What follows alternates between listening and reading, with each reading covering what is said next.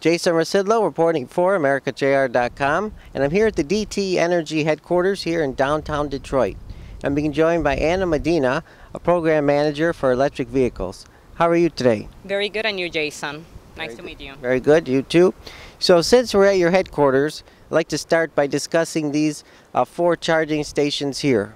Yeah, so we have a fleet of electric vehicles. So what we have here for our fleet or visitors to come, we have 4 charge point charging stations, and we just added a Schneider charging station that people can come here and plug in if they're at a meeting, or we normally plug in here.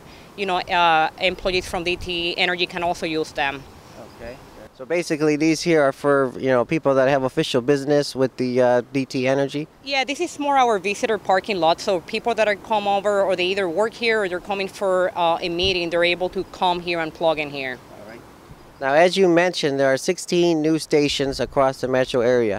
Now, how were those cities selected, to be a part of that program? Yeah, so I think that one of the things that we look at are where we have the cars coming. We have seen that we have clusters of early adopters that are buying the Chevy Volt. That, along with locations like Metro Airport, that will be perfect locations that people could go in there and park for a few hours and get a fully charged. So that's kind of how we look at it. And of course, we work through the different partners that we have, through different communities or different employees to select the locations of them. This is actually a grant through the Department of Energy and General Motors, so we also work with them in conjunction to identify the locations for them. So of the 16 new charging stations, are most of those free for people to park their car and to charge there? Yeah, most of them are. So the way that initially they're going to be handled, people are going to be able to come, and if the charging station is open, they're going to be able to plug in at no cost. Okay. Now, do you see any additional stations being added in the future? So I think that initially, our goal will be working those through the Department of Energy grant that we have. That's the scope of that project. Maybe later on, there's some different grant opportunities that different people are taking advantage of. So we're hoping that we just got that non-residential public charging station started, and then others are going to be able to start putting charging stations in. All right. Very good. So how is DTE Energy handling the extra load from consumers charging the electric vehicles? Yeah, so over the last few years, we have been working in conjunction with the automakers, understanding the cars coming to the market, and we have done extensive modeling to see the impact on plug-ins on the grid.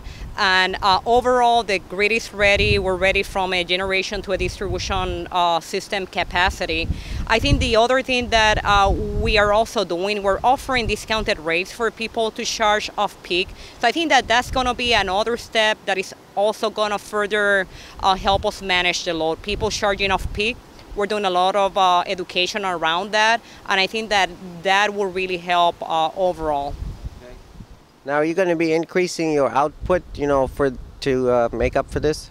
No, generation standpoint, I think that we're ready to manage load for PEVs over the next 5-10 years.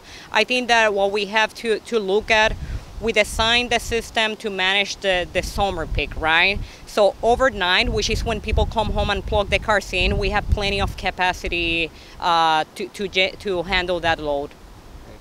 I understand that the first so many thousand buyers of the Volts or other electric vehicles will get a free home charging kit, correct? Yes, Jason. I think that I mentioned the PV rates that we have. So along with the 2 discounted rates that we have, people that sign up for them and show that they have bought an electric vehicle, they qualify for $2,500 incentive to a charging station, which includes the equipment, the wiring, and the separate meter wiring as well. And that's for the first 2,500 customers or the end of December 2012. It's a pilot program. So about how many of those have already been, used? So we have about 100 customers, Detroit Edison customers that have taken delivery of a Chevy Volt, and we have 100 customers on the program. We're having a very good success take on the program. And once again, I want to ask, if somebody wanted to go downtown, to Tigers game or Red Wings game, where do you suggest they go? Yeah, I think that there's a few websites that have where the charging stations are available. I think that people can go to different websites like pluginmichigan.com or EDTA, Electric Drive Transportation Association. They also have a very good website. We show for links to different providers like Google Maps. They have now a feature that you can plot where the charging stations are. And depending what charging station is installed at that place, you can also check whether they're open or not, or they're being in use. So I think that people should look at those different websites and try to understand where they're doing and plan in advance and find out if there are charging stations close by that they can use. All right. Any other remarks before we wrap it up? No, I think that we're very excited from our side to really help the electrification of the transportation section. That's why, again, we're offering the incentive rate, the program, and we're very excited to be part of it, and we're really looking forward what the future has for us here. All right, very good. Thank you. You're welcome. Thanks for your time today.